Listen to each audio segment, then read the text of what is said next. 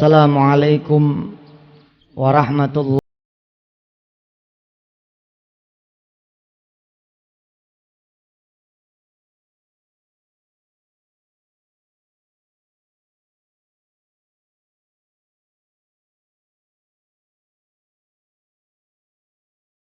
Bapak, Ibu, dan adik-adik yang dimuliakan Allah. Pada satu subuh Rasulullah Sallallahu Alaihi Wasallam memanggil Imam Ali.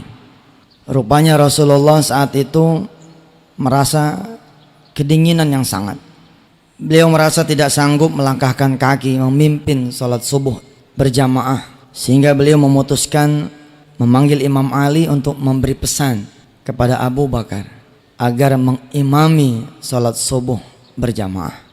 Qila wa qala, dikisahkan 3 kali Imam Ali meminta Abu Bakar untuk menjadi imam sholat subuh sesuai dengan pesan baginda Rasulullah Sallallahu Alaihi Wasallam. Dan 3 kali juga kemudian Abu Bakar menolak. Kalau masih ada Rasulullah, tidaklah pantas saya mengimami sholat subuh. Begitu kira-kira kata Abu Bakar. Hingga kemudian Rasulullah memaksakan dirinya menjadi imam, yang diriwayatkan bahwa itulah sholat subuhnya yang terakhir. Bapak Ibu yang dirahmati Allah, waktu zaman saya kecil dulu di Masjid Jami Al-Mansur, perayaan maulid dibagi 2. Ada maulid kecil berlangsung dari maghrib ke isya.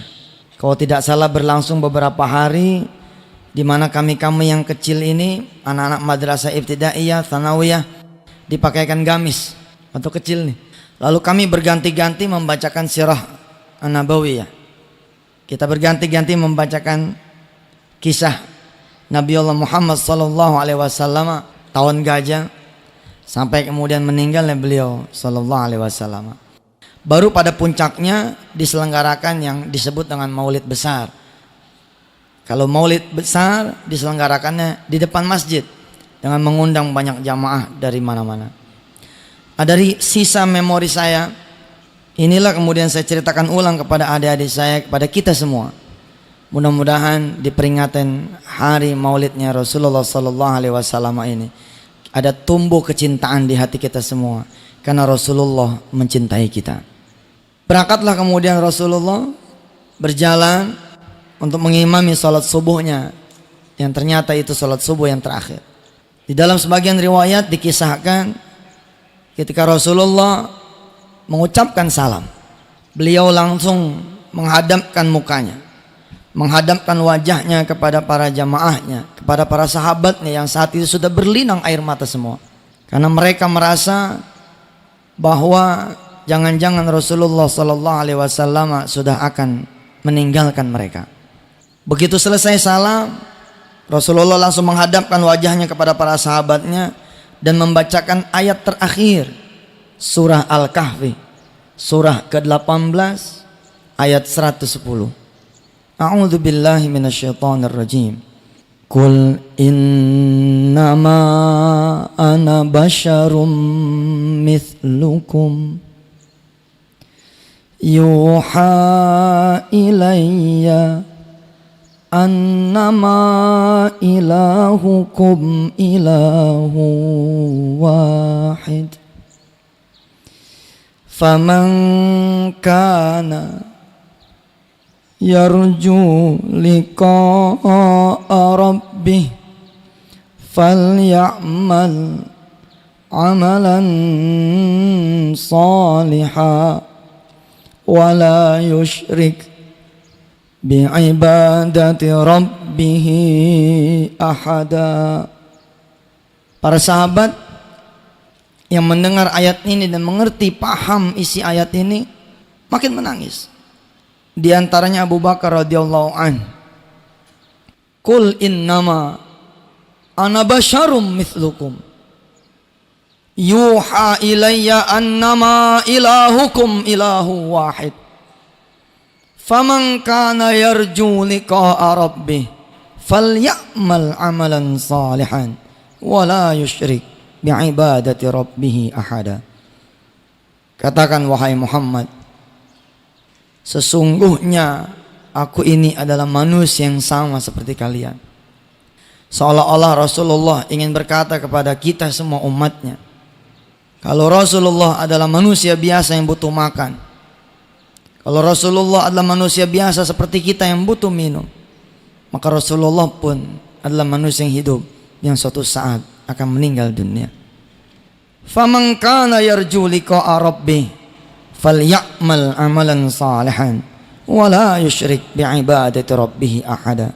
Barang siapa yang ingin ketemu Allah Tuhannya, hendaklah dia banyak-banyak melakukan amal saleh dan jangan mempersekutukan Allah dengan sesuatu. Abu Bakar dikisahkan mengingat episode ketika beliau menemani Rasulullah hijrah. Saya berdoa mudah-mudahan ada di antara jamaah yang barangkali belum pernah menunaikan ibadah haji atau umrah. Mudah-mudahan Allah takdirkan bisa berangkat ke tanah suci. Ada gua Thur di sana. Allah kemudian wahyukan kepada Nabi Muhammad untuk istirahat di dalam gua itu. Masuklah kemudian Abu Bakar bersama Rasulullah di sana. Begitu masuk karena lelahnya, kemudian Rasulullah tertidur. Tertidur di mana? Tertidur di pangkuannya Abu Bakar radhiyallahu an, yang bukan saja dia adalah jamaahnya, sahabatnya, tapi juga beliau adalah mertua dari Rasulullah sallallahu alaihi wasallam. Ketika Rasulullah tertidur di pangkuan Abu Bakar, ada ular. Ada ular mendekati Abu Bakar, yang Abu Bakar tahu bahwa ular ini akan menggigit salah satu di antara dia berdua, dia atau Rasulullah sallallahu alaihi wasallam. Karena yang terjulur kakinya adalah Abu Bakar. Abu Bakar tahu bahwa dialah yang kira-kira akan digigit duluan namanya ular. Kalau saja Abu Bakar tidak mencintai Rasulullah, Abu Bakar ingin sekali mengusir ini ular. Tapi kalau dia usir ini ular, Rasulullah bakalan bangun. Subhanallah. Kemudian Abu Bakar merelakan dia punya kaki, Bapak Ibu yang dirahmati Allah. Kemudian digigit sama itu ular. Kecintaan para sahabat memang nggak bakalan bisa keukur oleh kita semua. Hampir saja Abu Bakar juga menjerit karena sakitnya digigit sama itu ular. Tapi Abu Bakar tidak menjerit sepatah kata pun. Tidak ada suara yang keluar dari dia punya mulut. Kenapa? Karena dia mencintai orang yang sedang tidur di pangkuan ini. Dia khawatir kalau kemudian dengan teriakan itu, kemudian Rasulullah Shallallahu Alaihi Wasallam bangun, Masya Allah. Dan saat itu Abu Bakar mendengar Rasulullah membacakan ayat ini.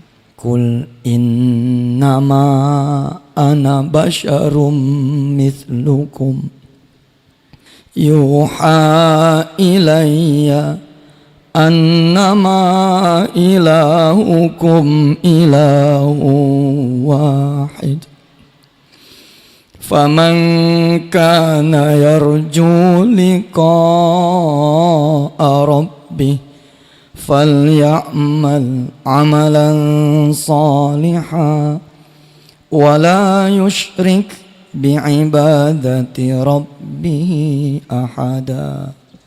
Imam Ali pun begitu. Imam Ali mengingat episode-episode di mana Rasulullah SAW dia temani dari kamarnya untuk kemudian berdiri menjadi imam salat subuh, yang kemudian Rasulullah membaca ayat itu yang dia paham bahwa ini semakin dekat tanda-tanda bahwa Rasulullah mendekati dia punya ajal. Imam Ali mengingat ketika Jibril mewahyukan kepada Rasulullah bahwa ada 6 kafir Quraisy yang sedang bergerak berjalan mengepung rumah Rasulullah. Salah satu yang dipanggil adalah Imam Ali radhiyallahu an. Ditawarkan, siapa di antara anda berdua, engkau wahai Ali atau engkau wahai ayahku Abu Bakar, yang bisa menggantikan aku di rumah ini? Supaya kafir Quraisy menyangka aku masih di dalam rumah ini. Kemudian Imam Ali mengambil posisi, aku saja ya Rasulullah. Kemudian Imam Ali menempati posisi tidurnya Rasulullah. Dan kemudian Rasulullah pergi berangkat. Sayang, saat itu sudah tiba dahulu 6 kafir Quraisy yang sudah kira-kira sejarak lagi sampai ke pintu rumahnya Rasulullah. Lalu kemudian Allah mewahyukan lewat Jibril agar Muhammad SAW menggenggam pasir, kemudian dia tebar itu pasir di depan rumah. Yang singkat cerita kemudian kafir Quraisy itu tertidur. Subhanallah. Cerita episode subuh terakhir begitu kira-kira selesai. Ada nanti satu hal yang saya lakukan otokritik kepada madrasah. Saya sebut otokritik karena saya juga madrasah. pesantren tentang bagaimana upaya kita membuat anak-anak menjadi mencintai Rasulullah SAW. Kalau Rasulullah begitu hebatnya cintanya kepada kita, bagaimana nanti kita ukur kecintaan kita kepada Rasulullah sebesar apa?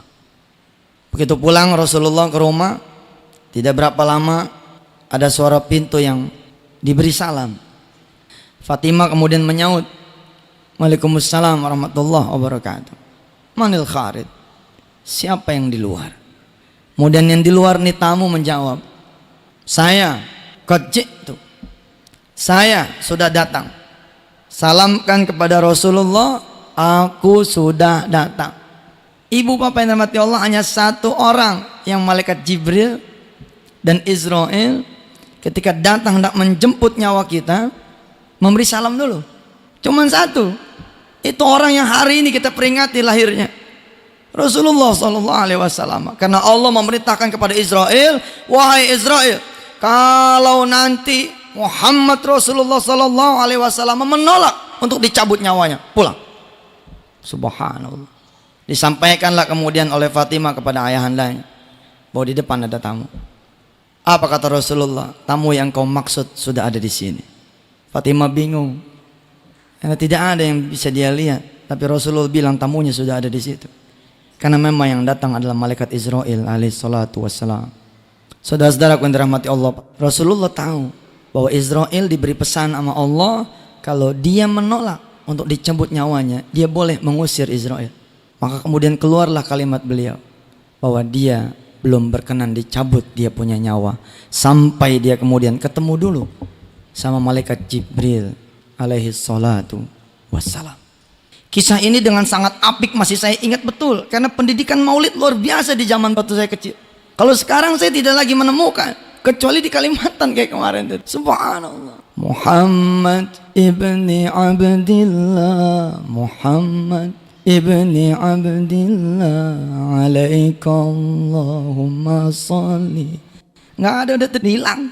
Waktu zaman saya kecil, subhanallah. Ya Rasulullah, salamun alaih, ya Rafi' asyani wa daraji afatayyaji Ratal alami, ya muhainal judi wal karami. Subhanallah. Episode ini betul-betul nih, guru-guru di kelas saya tuh subhanallah, namanya guru-guru madrasah saat itu kan ustadz semua. Zaman dulu nggak ada guru madrasah bukan ustadz, kulo ustadz, semuanya ustadz. Baik, saya cerita lagi. Saya bilang kenapa saya bisa cerita ini dengan apik. Wallahu a'lam bishawab. Waktu kecil saya nggak paham ini benar atau tidak. Saya belum bisa baca kitab saat itu, saya belum mengerti. Tapi begitu kemudian saya bisa baca, subhanallah, iya benar, cerita ini ada. Ada kitab kecil namanya Daqaiqul Akhbar, subhanallah ada di situ. Sampai kitab yang besar yang tulis sama Haikal, kitab kontemporer, bukan kitab kuning, kitab putih itu. Ya Israel, aku belum reda engkau cabut nyawa sampai engkau menghadirkan dulu Jibril di hadapanku. Ini menyalahi ini. Kematian Rasulullah SAW tidak lazim. Harusnya tidak boleh itu Israel menghadap kepada orang yang akan dicabut nyawa kecuali ditemani malaikat Jibril. Dan ini sudah hadis Rasulullah yang ngomong. Tidak ada satupun di antara kalian, wala muslim wala kafir, kecuali dia meninggal dunia didatangin oleh malaikat Israel dan Jibril. Kenapa perlu malaikat Jibril itu datang? Rasulullah kemudian meriwayatkan, malaikat Israel pun tidak datang sendiri, melainkan dengan 3 kelompok kematian. Digambarkan oleh Allah di dalam surah As-Sajdah. Qul yatawaffakum malakul mautil ladzi wukkila bikum thumma ila rabbikum turja'un. Malak bukan satu, tapi banyak. Ada 3 kelompok malaikat kematian. Israel tinggal eksekusi ketika sudah digorgoroh. Bukan Israel yang mengerjakan, subhanallah. Selama ini kita beranggapan bahwa Israel mengeksekusi mulai dari jempol sampai selesai. Bukan. Kelompok malaikat yang pertama mencabut nyawa kita dari mana? Dari jempol. Nih, ujung kaki. Hati-hati buat adik-adik saya, buat abang-abang saya, buat bapak dan ibu yang sering melangkahkan kakinya ke tempat yang maksiat, berabe urusannya. Kelompok malaikat yang pertama masuk mencabut seluruh nyawa kita. Dia tarik peran-peran urat-urat kita ini, syaraf-syaraf kita dia matiin satu-satu. Mulai dari ujung jempol sampai mana? Nih, sampai dengkul. Pelan-pelan. Aduh, ya Allah, kita beristighfar nih hari. Saya juga bukan orang yang bersih, betul. Banyak perbuatan maksiat yang saya lakukan, baik yang saya sadar maupun tidak sadar. Semakin banyak langkah yang belum kita mintakan ampun pada Allah Subhanahu wa taala, makin lama. Yang paling paham urusan begini nenek-nenek nih. Salah satunya nenek saya pribadi nih, Umi Yo, almarhum. Kalau ngejenguk orang yang dia pegang kakinya, Pak. Kalau kakinya dingin, pahanya hangat, apa dia bilang? Panggilin, kumpulin. Mulai ditelkin, mulai. Bembeng, ini barangkali sudah waktunya. Gitu, Pak. Itu luar biasa itu nenek-nenek zaman dulu, itu luar biasa. Saya baru paham sekarang ini gitu. Dia pegang kaki dua dingin, paha kanan kiri hangat. Udah, dikit lagi katanya. Subhanallah. Dikit lagi bisa tahu gitu. Dari mana dia taunya? Min ayatil maut, dari tanda-tanda maut, dan emang itu ada. Selesai mencabut nyawa, tugas dari malaikat kematian yang pertama, masuk kemudian malaikat yang kedua. Mencabut nyawa dari mana ke mana? Dari dengkul sampai kemana? Ada yang bilang pinggang, ada yang bilang pusar. Selesai dari pusar sampai mana? Sampai ke sini nih, tenggorokan ya. Kalau dalam bahasa kitabnya disebut gar-garah. Nah di sini ini baru kemudian Israel sama Jibril maju, dia itu berdua. Jibril sama Israel datang, dia berdua. Lalu kemudian Israel mempersilahkan malaikat Jibril maju dulu. Untuk ngapain? Kata Sayyidina Rasulullah SAW, kalau yang didatangin ini adalah suami yang menyayangi istrinya, memberi rizki dengan jalan halal, taat dia beribadah, sholatnya ada, senang dia minta ampun. Kalau yang dia datangi, kata Rasulullah, adalah seorang anak yang taat pada orang tuanya, mahabbah dia sama gurunya, dia jaga dia punya sholatnya, dia keluarkan zakatnya, dia cari jalan-jalan rizki yang halal di sisinya. Kalau yang dia datangi adalah seorang istri yang menjaga aib suaminya, menjaga kehormatan suaminya, pokoknya kata Rasulullah, kalau yang didatangi ini adalah orang yang soleh, maka Jibril akan mendatangi si fulan yang mau meninggal dunia ini. Dari mana? Dari sisi kanan. Kemudian Jibril mengepakkan sayap yang kanan, kemudian tampaklah surga yang bertingkat-tingkat di sana. Dia kepakin sayapnya, lalu dia bilang, hadza manzilatuk ya fulan, ini tempatmu nanti di surga, fi jannatin na'im, di surganya Allah yang penuh dengan kenikmatan. Saking senangnya kata Rasulullah nih orang atas gambaran surga yang bertingkat-tingkat, nih orang nggak bisa ngomong apa-apa, nggak bisa ingat sama siapa-siapa, dan kemudian memutih dia punya wajah, bersinar dia punya wajah, saking senangnya. Subhanallah. Sebaliknya, kalau yang didatangi adalah orang-orang yang durhaka, senang ninggalin sholat, senang bohong, senang judi, senang main perempuan, belum tuh tobat sebelum dia mati, maka Jibril akan mendatangi dia dari sisi yang sebelah kiri, lalu dia kepakkan sebelah kiri dia punya sayap dan mengatakan kepada si fulan, hadza manzilatu fi nari jahannam wa bi'sal masir. Bedanya Rasulullah nggak datang Jibril. Kemana itu Jibril? Pertanyaan begitu. Kemana Jibril? Kok dia nggak datang? Oh jelas, karena Rasulullah maksum. Ngapain lagi dikepakin sayapnya? Udah jelas dia mau di sorga. Beda sama kita orang. Lalu di mana? Bukankah tetap dia turun berdua dengan Israel? Betul, dari Baitul Ma'murnya berdua. Tapi begitu sampai di langit yang pertama, Jibril bilang kepada Israel, istamir ya Israel, terusin ya Israel, aku tidak tega melihat engkau mencabut nyawa orang yang paling saya sayangi. Subhanallah. Kata Rasulullah mengingatkan kita semua, saking ngerinya kita melihat gambaran neraka yang disediakan oleh Allah, maka nifulan tidak bisa juga berkata apa-apa. Karena itulah kemudian keluar hadis yang sangat masyhur, istaghfir malam yughargir, beristighfarlah kalian semua sebelum kemudian nyawa sampai di tenggorokan. Kenapa? Kalau sudah sampai di sini tidak ada lagi bisa kalimat. Kalau masih di pusar masih ada kalimat tuh. Oh saya pernah nemenin orang yang sakratul maut, takjub saya betapa kitab-kitab itu betul adanya. Merambat itu betul Pak, yang namanya merambat itu betul. Nggak salah nenek-nenek kita gitu megang kakinya tuh dingin tet. Pak percayalah, jadi ustadz itu nggak enak. Ada bagian-bagian yang nggak enak. Salah satu ini nemenin yang begini nih. Nemenin yang begini kan tugasnya Ustaz salah satu. Itu dipanggil mata tangga, tolong Ustaz, udah sakit tolong temenin. Nah kesempatan kita membuktikan teori ini kan, bener nggak nih? Kalau bener berarti akan berjalan nih. Subhanallah ternyata bener, hati-hati tuh, hati-hati tuh. Dari mulai dengkul ke pusar melintas. Subhanallah, mohon maaf ya, banyak orang gagal di sisi itu. Makanya kata Rasulullah, kalau nyawa belum nyampe tenggorokan, kesempatan kita istighfar. Istighfir malam yugharbir. Istighfarlah sebelum nyawa sampai di tenggorokan. Tapi Rasulullah beda, Jibril nggak datang. Rupanya Jibril nyangkut di langit yang pertama. Tapi karena Rasulullah saat itu minta untuk menghadirkan Jibril, akhirnya tidak ada pilihan buat Israel kecuali dia naik lagi ke langit yang pertama, mengundang lagi Jibril datang. Pak, dulu saya menikmati kisah ini sangat asik betul. Saya dengerin seperti bernostalgia ke belasan tahun yang lalu. Usia saya sudah 31, tapi rasanya kemarin masih kelas 1 sanawiyah. Pakai gamis depan, bengong gitu ngeliatin guru-guru kita cerita tentang maulid. Betul itu Pak. Kenapa dulu maulid kecil dibikin 7 hari? Karena emang gak habis ceritanya, cuma 1 jemaah. Jadi bersambung nih kita maulid. Kita maulid gak cuma hari ini aja. Bapak Ibu yang dirahmati Allah, Jibril diundang sama Israel, datang. Begitu beliau ada di hadapan Rasulullah, bertanyalah Jibril, ada apa ya Rasulullah engkau memanggil diriku?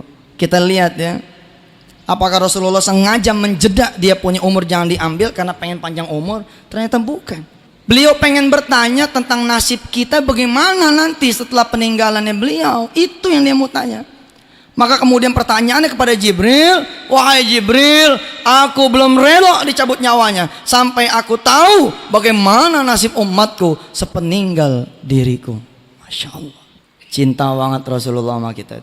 Jibril bilang, itu bukan hakku menjawab ya Rasul, izinkan saya dan Israel balik dulu, nanti aku akan kabarkan jawaban dari Allah. Nah itulah kemudian keluar hadis yang juga masyhur bahwa kita bakalan selamat kalau apa? Kalau kita memegang kitabullah dan memegang sunnahnya Rasulullah.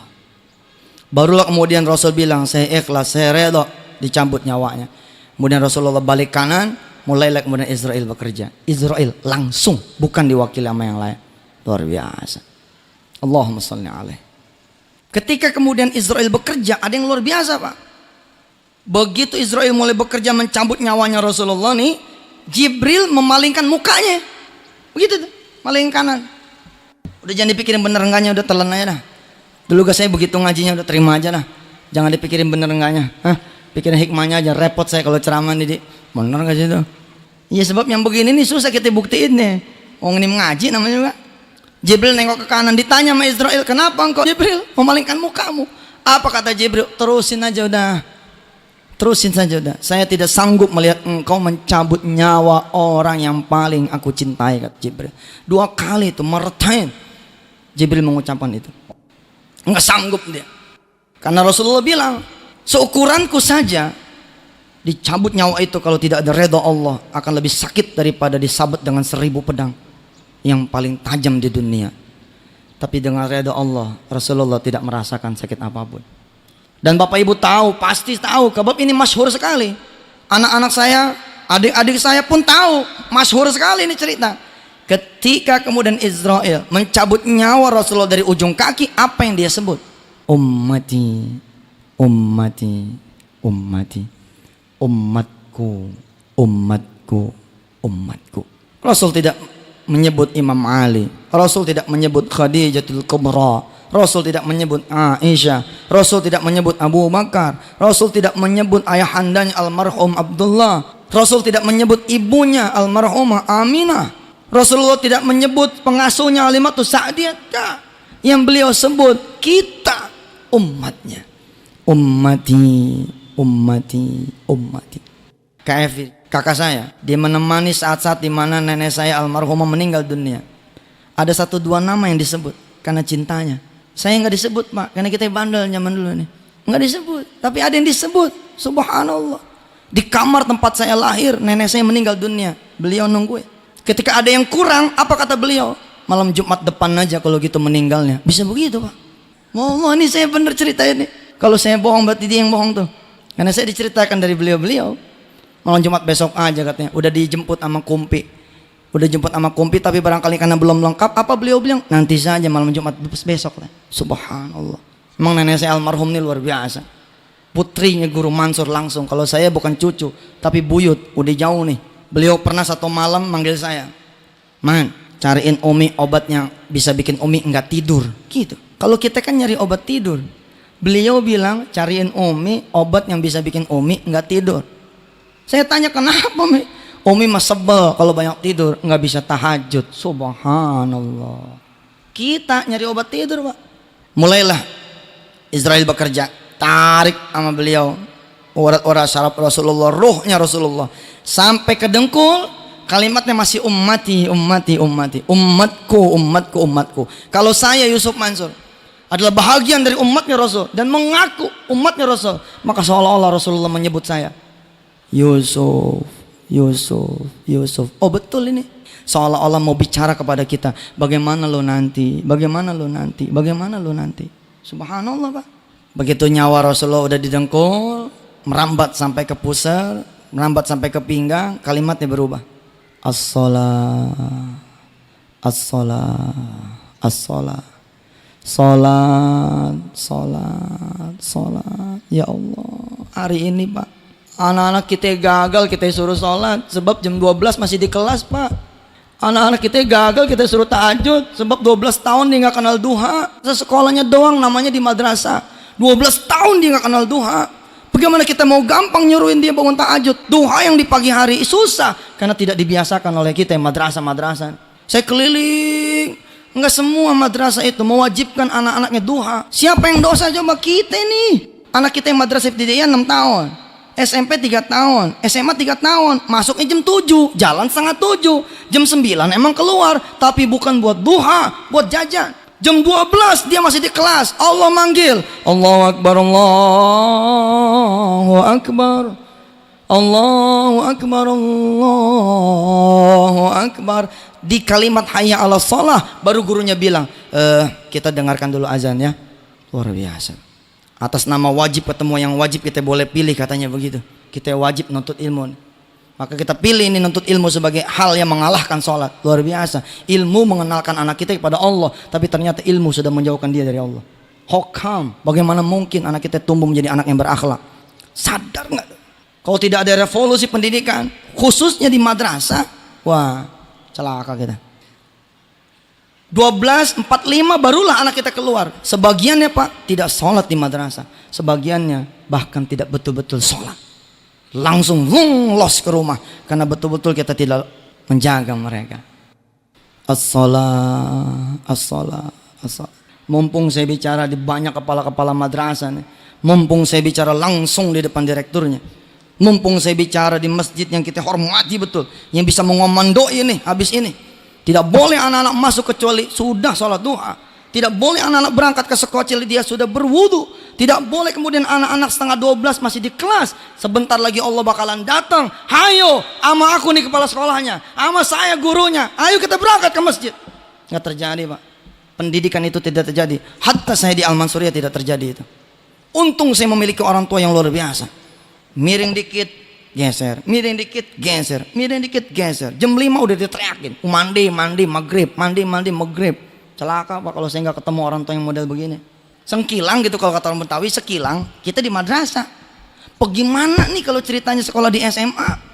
Bagaimana nih kalau ceritanya kita sekolah anak kita itu di SMP? Mati kita punya anak. 12 tahun dia terbiasa sholat tidak tepat waktu. Bagaimana mungkin dia kemudian tumbuh menjadi orang-orang yang bisa sholat tepat waktu? Umur kayak yang depan begini aja nih, maaf nih orang-orang tua saya. Makin ke belakang nih, makin sering kita memberi perintah kepada Allah. Kita sering memberi perintah kepada Allah sampai umur kita kayak begini. Perintah apa coba? Perintah tunggu. Hayya 'alas shalah.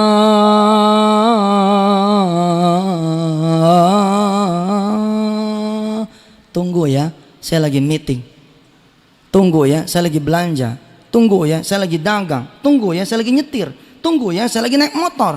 Tunggu ya, saya lagi berburu pekerjaan. Tunggu ya, saya lagi kenalan sama orang. Tunggu ya, saya lagi makan. Tunggu ya, termasuk saya lagi belajar. Tunggu, termasuk saya lagi ngajar. Subhanallah. Saya bangga mengatakan kepada saudara-saudara saya bangga mengatakan pada jamaah saya, wala riya'an wala sum'ah, keberhasilan saya membayar hutang saya karena ngebenerin sholat. Mumpung tausiah ini didengarkan oleh anak-anak kita, hayo bismillah, Senin mulai kita rapat sekolah, komite kita rapat. Kita geser nih masuk sekolah, jangan jam 7, tapi jam 7 kurang 15. Kenapa? Sebab mereka harus sholat duha dulu. Kita geser nih, jangan mereka keluar jam 12.45. Kita geser supaya mereka keluar jam 12 kurang 10. Kalau perlu pelajaran setelah zuhur kita tiadakan. Kasarnya Pak, kalau kata saya nih, kayaknya saya udah jadi orang tua sekarang. Kalau perlu anak saya nggak pinter tapi dia tahu sholat, saya ngaminin nih kalimat orang-orang tua zaman dulu. Udahlah, yang penting sholat. Saya ngaminin bener. Utang 1 miliar itu tembus hanya dengan ngebenerin sholat. Karena mu'alim nanya sama saya, sholatnya bagaimana? Lah saya bilang, lah sholat sih bagaimana? Ya sholat. Jam berapa sholatnya? Lah karena 1:30 masuknya. Terus saya ngomong, barusan mu'alim sholatnya. Pantas dia bilang. Lah kalau barusan kan berarti 1/4. Udah lewat tuh lohor. Pantas dia bilang. Subhanallah. Saya dikejar lagi sama beliau. Tadi sholat lohornya berapa rakaat? Nah, ditanya sholat lohornya berapa rakaat? Ya salam, anak madrasah kelas 1 gak tahu sholat lohor mah 4. Maka itu yang saya jawab. Mu'alim, sholat lohor berapa? Ya 4. Emang berapa? Apa dia bilang? Bukan, sholat lohor itu 8. Qobliyahnya 2, ba'diyahnya 2. Nggak mi'rat tuh sholatnya, nggak mi'rat gitu. As-sholatu mi'rajul mu'minin, sholat itu mi'rajnya orang beriman. Tapi karena sholat kita nggak punya sayap, nggak terbang nih sholat kita di tempat gitu. Ibarat mobil mah ada tapi nggak jalan. Ibarat pesawat emang udah hidup mesinnya tapi nggak terbang, mana bisa nyampe. Masih belum cukup Pak, saya disusul lagi dengan pertanyaan dari beliau. Burung apa katanya? Yang punya sayap tapi dia nggak terbang. Lah kita jawab burung onta. Apa kata beliau? Bukan. Kalau ada burung punya sayap, dia nggak pakai sayapnya buat terbang, itu namanya burung bego. Ada sayap dia nggak pakai buat terbang. Sayapnya sholat itu qobliyah ba'diyah. Kita orang bodoh betul kalau kita nggak pakai ini qobliyah ba'diyah. Mati-mati disebut sunnatun muakkadatun. Karena kalau kita tinggal dia, celaka kita urusan. Sekarang bagaimana tanggung jawab kita kepala-kepala madrasah terhadap sholat ba'diyah qobliyahnya anak-anak kita? Kalau terhadap yang wajibnya saja kita merasa tidak mau ikut campur, bagaimana terhadap qobliyah ba'diyah? Momen nih, emang gue tungguin nih ceramah begini nih. Kapan nih? Cerubah kurikulum. Untung kemudian lahirlah SD IT, SMP IT yang kemudian mengusung tarbiyah. Bapak Ibu yang dirahmati Allah. Dengkul sampai pusar, dengkul sampai pinggang. As-shalah, as-shalah, as-shalah. Salat. Sampai pinggang kemari ini alaikum bis-shalah. Alaikum bis-shalah, alaikum bis-shalah, alaikum bis-shalah. Wajib atasmu sholat, wajib atasmu sholat, wajib atasmu sholat. Pak, sampai di gor-goroh nih, mestinya dia nggak bisa ngomong. Rasulullah mestinya nggak bisa ngomong, seperti yang dia ceritakan di dalam hadisnya. Nggak akan ada manusia yang bisa ngomong, karena disinilah nanti malaikat Israel dan Jibril bekerja. Tapi ada satu rahasia kenapa Rasulullah masih mewariskan satu nasihat yang paling terakhir. Kenapa coba? Karena ketika Israel nyampe di Gor-Goro, Israel mempersilahkan Jibril. Kata Jibril, tidak usah, Rasulullah memang maksum. Karena tidak diperlihatkan itu, Rasul masih bisa ngomong. Apa yang Rasulullah ngomong? Alaikum bis-shalah wa ma malakat aimanukum. Kewajiban atasmu sholat, dan kewajiban sholatnya orang-orang yang ada di pundakmu. Masya Allah. Itu yang saya bilang telak betul tuh. Kalau Menteri Agama nggak ngebenain sholat dirjen-dirjennya, dirjen tidak ngebenain sholat bawahannya, kepala sekolah tidak ngebenain sholatnya anak-anak didiknya, mati kita. Sebab Rasulullah bilang alaikum bis-shalah wa ma malakat aimanukum. Hilang kita cahayanya karena urusan sholat kita jauhin. Innama bu'ithu liutammima makarimal akhlaq. Aku diutus cuman satu, kata Rasulullah, ngebenerin akhlak. Pondasinya akhlak. Wababu taqarrub ilallah as-shalah. Salat kita udah berantakan. Kemudian Rasulullah menghembuskan nafas yang terakhir. Inna lillahi wa inna ilaihi raji'un. Dengan satu kalam, asyhadu alla ilaha illallah wa asyhadu anna muhammadar rasulullah. Keluar. Dijemput tidak kurang oleh 70.000 malaikat yang berbaris sampai ke Sidratil Muntaha.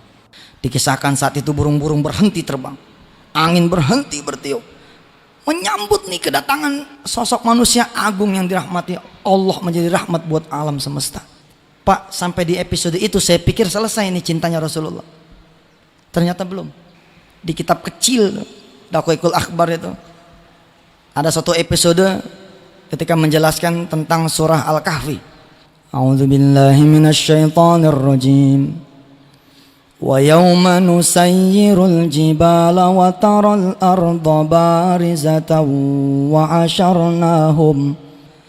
hasharnahum falam nughadir minhum ahada wa uridu ala rabbika saffa laqad ji'tumuna kama khalaqnakum awwala marrah bal za'amtum an lan naj'ala lakum maw'ida wa wudi'al kitabu fataral mujrimina mushfikina mimma fihi wa yaquluna ya wailatana ma li hadzal kitab la yughadiru saghiratan wala kabiratan illa ahsaha wa wajadu ma amilu hadira wa la yazlimu rabbuka ahada. Allah memberitahu pada kita ada satu masa, kata Allah, bumi ini akan datar, kosong. Kosong. Sudah berganti dengan satu alam yang namanya alam mahsyar.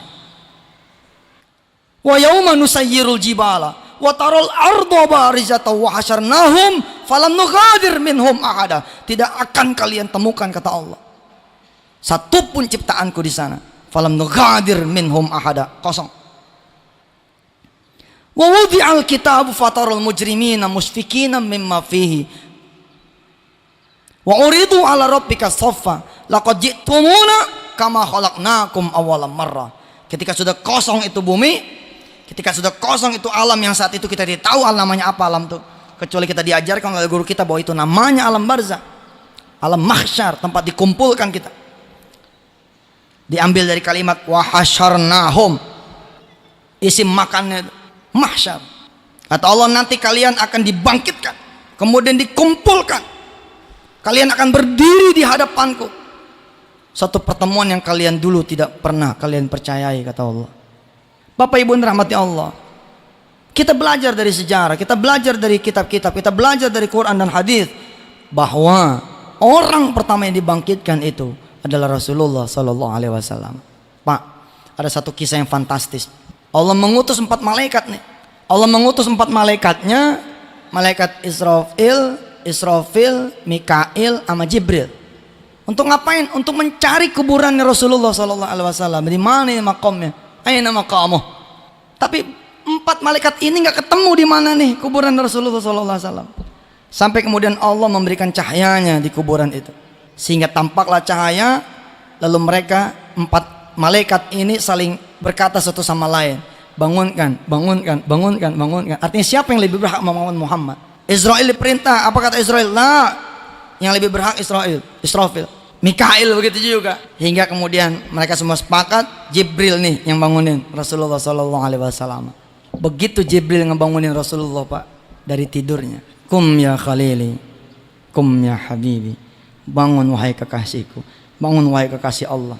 Kalimat pertama yang diucapkan itu persis seperti kita orang tua, Pak, yang nanya anak kita di mana. Begitu kita bangun, mah si Wirda mana? Atau Wirda, mamah mana? Seperti itu. Emangnya apa kalimat yang diucapkan oleh Rasulullah? Aina ummati, di mana umatku? Subhanallah, cinta betul, Pak. Sekarang kita cinta nggak? Tadi pagi aja belum tentu nih kita sholat duha. Katanya cinta, belum tentu kita sholat duha. Aina ummati, di mana umatku? Lalu kemudian Rasulullah nanya, ini hari apa?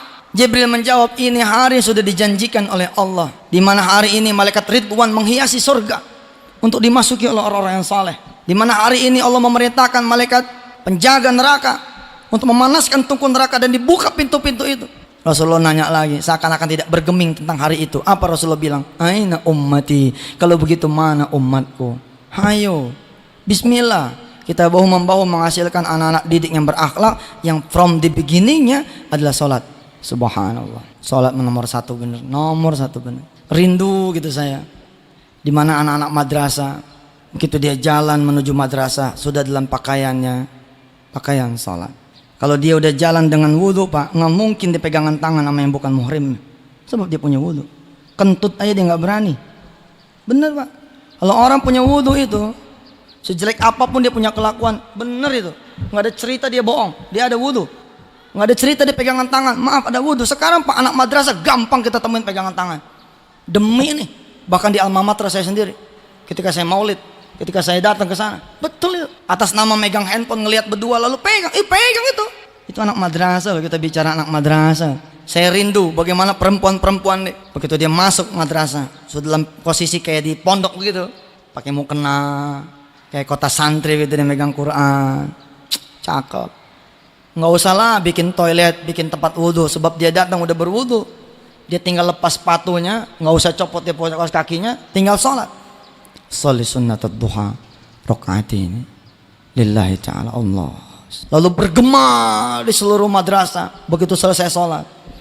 Ya Fattahu ya Razzaqu, ya Fattahu ya Razzaqu, ya Fattahu ya Razzaqu, ya Fattahu ya Razzaqu, ya Fattahu ya Razzaqu, ya Fattahu ya Razzaqu.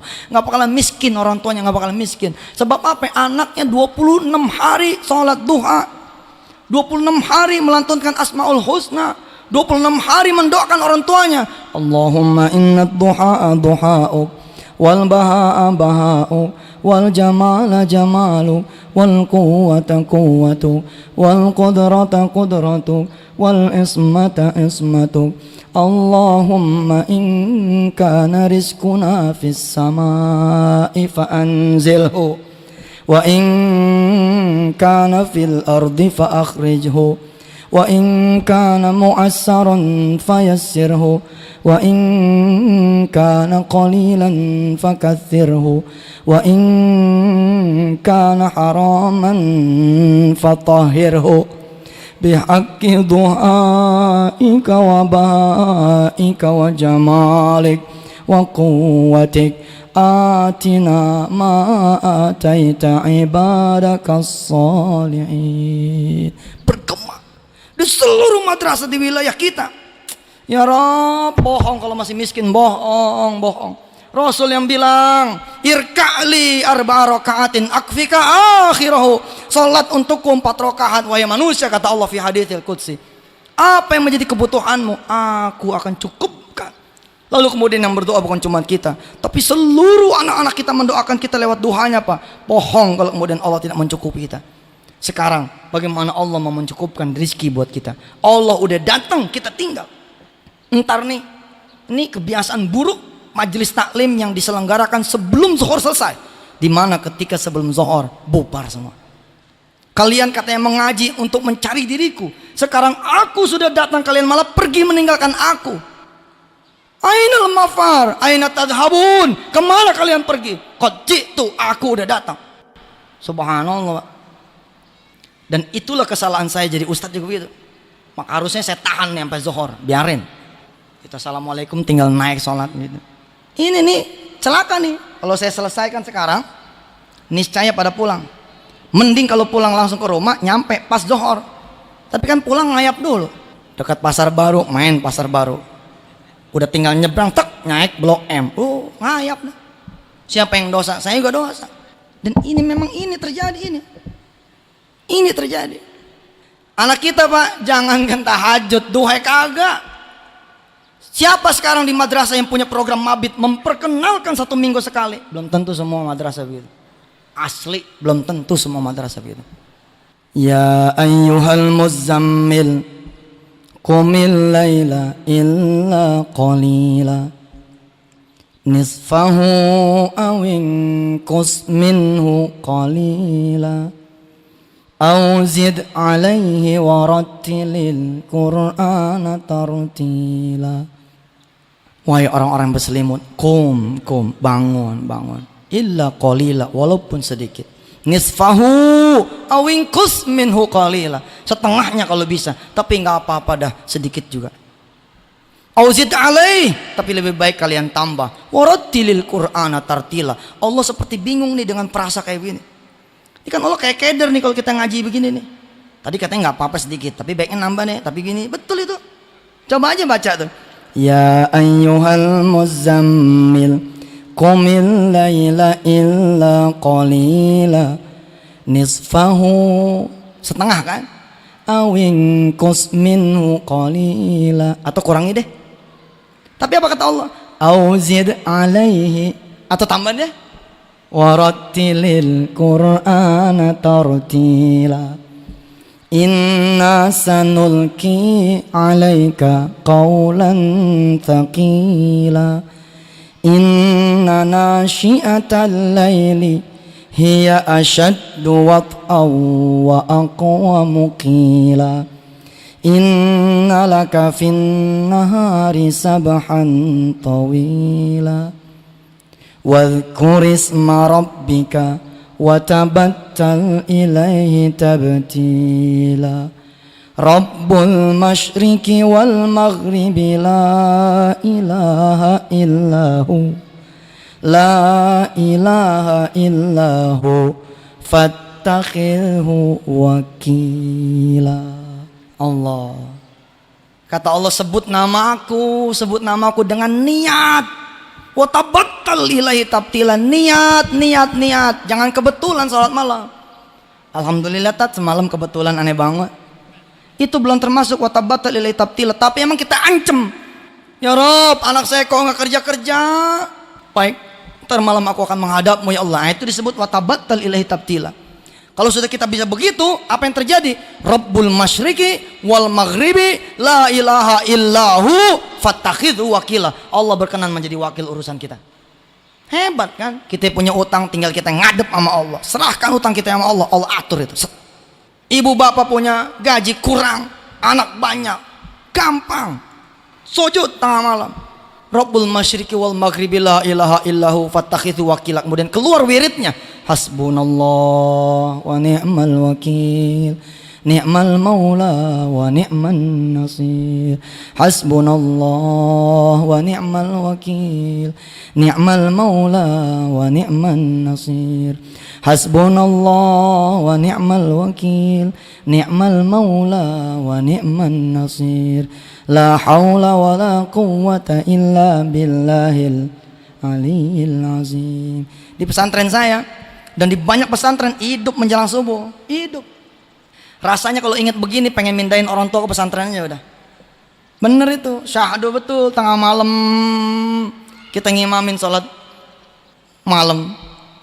Bismillahirrahmanirrahim. Alhamdulillahi rabbil alamin. Ar-Rahmanir-Rahim.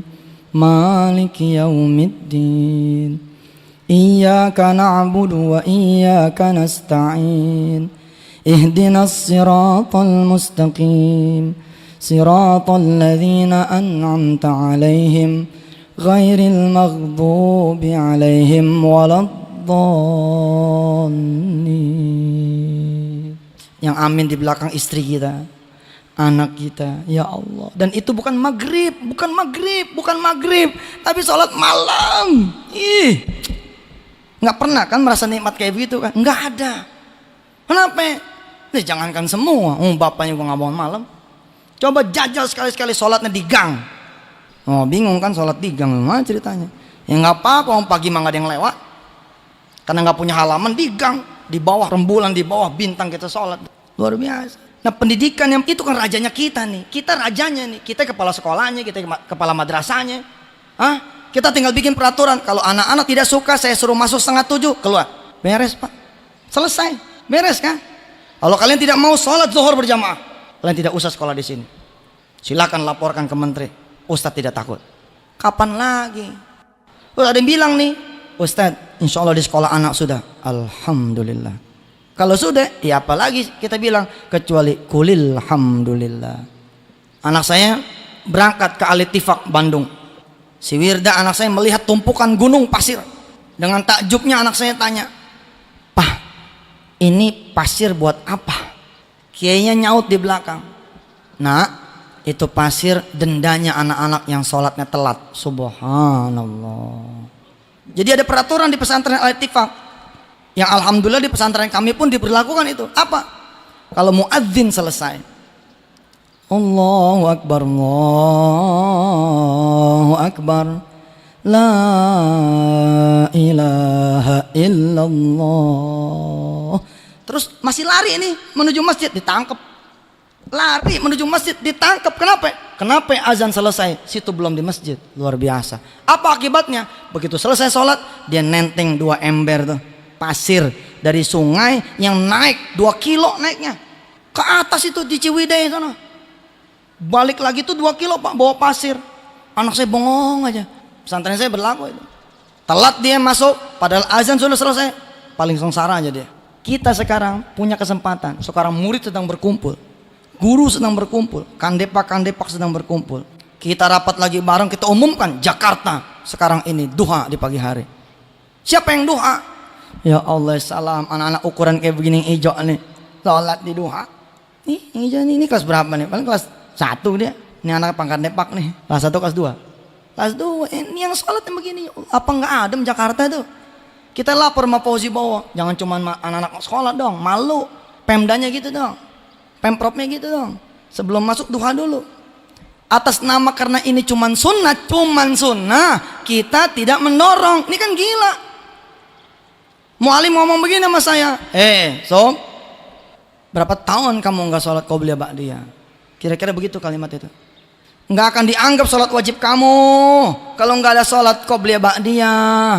Ini kan di luar yang kita belajar. Dulu kan kita belajar begini Pak, kalau tidak sholat tidak apa-apa, tapi kalau sholat dapat pahala. Yang begini kita hapus. Udah jangan Pak, ntar aja kalau dia udah gede baru kita kasih tahu nih. Yang kita kasih tahu ayat yang judulnya Qul in kuntum tuhibbunallaha fattabi'uni. Tidak disebut cinta sama Allah kalau kalian tidak ngikuti aku, kata Rasulullah. Oh, nggak dianggap sholat kita kan? Kalau nggak ada qobliyah ba'diyah kan? Barakallah. Kita renungin bersama. Percuma kita ngomongin akhlak, percuma kita ngomongin negeri ini, percuma kita ngomongin kemajuan macam-macam, percuma. Kalau sholatnya anak-anak kita nggak beres, dan yang digantung duluan sama Allah, kita udah belajar. Hadisnya juga sahih itu. Ada orang tua masuk surga ditarik lagi sama anaknya gara-gara anaknya di neraka nggak diajarin sholat. Sohe Pak, kita duluan yang digantung nih. Amit wa'mur ahlaka bis sholat, wa'mur ahlaka bis sholat. Ahlaka itu ya kita sekarang ini keluarga besar madrasah. Insya Allah, mudah-mudahan Allah redha. Allah aminin. Saya ngomong nih Pak, nggak ada tendensi apa-apa, nggak ada. Saya godain satu-satu madrasah, saya godain. Dengan kapital yang sekarang yang kita punya dari duit PPPA namanya, kita godain. Madrasah, kalau mau dibantu 1 juta sebulan, tolong dah anak-anaknya wajibin duha. 1 juta gini hari mahal. Kalau madrasah-madrasah yang emang bayaran polnya 1 juta, mau deh. Maaf Pak, ada madrasah yang bayaran pol juga 1 juta. Salah satunya madrasah Al-Mansuriyah, madrasah saya. Madrasah Nurul Amin di belakang rumah saya gitu. Muridnya 72, bayarannya 10.000. Kalau pol 720. Artinya kalau kita bawa duit 1 juta buat madrasah itu per bulan, asal dia duha dulu, welcome betul ya. Mumpung tuh bagi. Ini ada film Kun Fayakun sebentar lagi beredar. Saya nangis Pak waktu bikin film Kun Fayakun, demi saya nangis. Jangan sampai saya begini ya Allah. Saya bilang sama dunia, film gua mah nggak laku nggak apa-apa. Gua bikin film ini bener. Bahkan saya bilang waktu press conference, saya bilang, nih maaf nih dia jadi ngomong nih, tapi ini untuk ngukur. Setan udah ngetes pakai kuntilanak, lewat anak kita. Ngetes pakai film pocong, lewat. Ada hantu Istiqlal belum dibikin, hantu Pasar Baru deh kali. Semua meradang dengan film kuntilanak, meradang dengan film Casablanca, meradang dengan film apa mertonton dengan aurat. Setan muncul lagi nih, halus bener. Kita kejebak, yang nggak tahu apa-apa kejebak. Kita kan nggak tahu apa-apa, kejebak. Nauzubillah misalnya, diukur sama setan. Saat kita bikin film Kun Fayakun, mudah-mudahan tidak ada cacatnya nih secara syar'i. Saya bikin film itu untuk mengumumkan kepada pemirsa, kepada jamaah bahwa ada Kun Fayakunnya Allah. Tapi di balik itu kita ngajarin sholat tepat waktu. Ada anak kecil si Iwan, Dia berusaha mendoakan bapaknya. Ketika bapaknya dagang dia sholat, dia doakan. Itu kalau ditonton luar biasa. Mengajarkan Qiyamul Lail. Anak saya si Wirda tuh 6 tahun, saya ajak nonton preview. Sepanjang preview saya lihat nih anak enggak komentar apa-apa. Seperti tidak menikmati. Dia geser jaket kanan, geser jaket kiri. Dia tarik celananya, ada topang dagu gini, nggak bereaksi. Tapi begitu pulang dari studio, di mobil, anak saya di belakang, saya nyetir di depan. Dia nepok pundak saya. Pak, ntar bangunin kakak ya. Kenapa kak? Mau sholat tahajud, mau doain papa. Alhamdulillah. Subhan. Wake up, sadar. Ayo, anak kita udah terlalu jauh. Ibu sadar kan sekarang? Kenapa anak ibu susah disuruh sholat, sadar kan? Bagaimana bisa dia disuruh sholat? Wong zohornya nggak pernah tepat waktu. Zohornya nggak pernah tepat waktu. Bagaimana mungkin dia bisa gampang disuruh sholat? Mudah-mudahan saya ada waktu, kita ada waktu. Saya sangat berkenan sekali dengan gagasan pemikiran yang sudah dipercaya oleh orang-orang tua. Bahwa kata orang-orang tua sekarang yang muda maju. Sekarang yang muda ngomong. Bismillah. Kalau perlu dipercayakan dipimpin sama anak muda, kita coba ajak nih alumni dari madrasah-madrasah balik ke madrasahnya. Semua balik ke madrasahnya. Nomor 1 bukan gedung, tapi anak-anaknya dibikin benar. Barangkali kalau orang-orang tua menjadi guru udah habis, udah payah, rezekinya sudah tidak. Tapi anak-anak alumninya ada. Saya sangat berkenan itu. Kirim ke pondok, kita training, balik lagi ke madrasahnya untuk kemudian membuat satu madrasah menjadi mahad gitu, menjadi pesantren. Ibu bapak saya tidak so jago, mudah-mudahan ini semua karena Allah juga. Mohon maaf kalau ada salah-salah kata. Allah yang maha tahu kebenaran. Mudah-mudahan memilihkan yang benar yang kita pakai, yang tidak benar tidak usah kita pakai. Mudah-mudahan ada yang dibawa pulang. Minimal kita mengoreksi, jangan anak kita dulu, tapi kita koreksi kita dulu. Zuhur kita bagaimana? Asar kita bagaimana? Maghrib kita bagaimana? Isya kita bagaimana? Subuh kita bagaimana? Duhanya kita bagaimana? Habis kita beresin kita punya anak-anak. Insya Allah Allah tambahin kita punya rezeki dengan cara demikian. Billahi taufik wal hidayah. Wassalamualaikum warahmatullahi wabarakatuh.